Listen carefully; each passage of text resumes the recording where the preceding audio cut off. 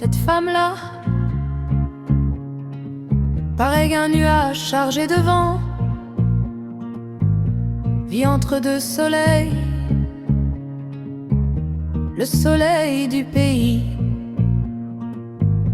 qui la berçait de la tendresse d'une mère, et celui de l'exil qui éclaire sans jamais réchauffer entièrement. Au pays, son nom existait dans chaque chemin, dans le murmure des sources, dans l'odeur des oliviers, dans la voix de sa mère, lorsqu'elle disait avec un amour mêlé d'inquiétude: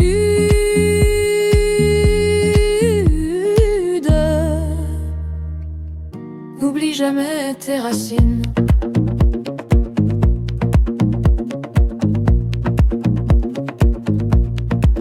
Mais l'étranger est un horizon sans fin.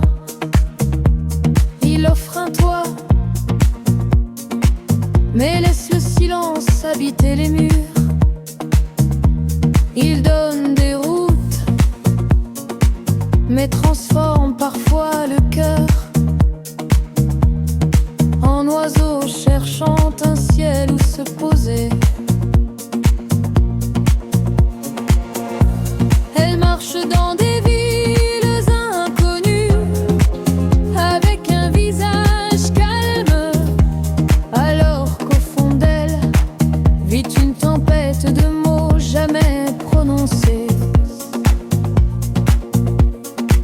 La nuit transporte ses espérances comme la mer porte une lumière perdue.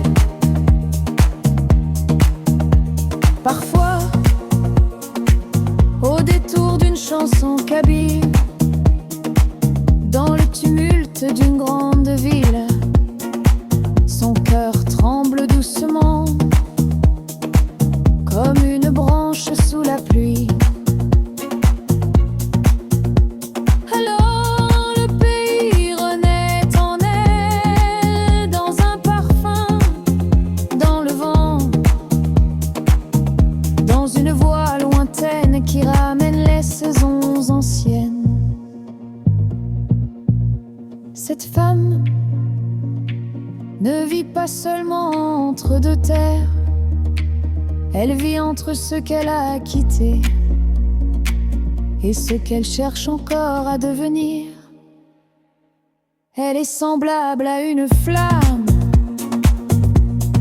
dans un ciel d'orage.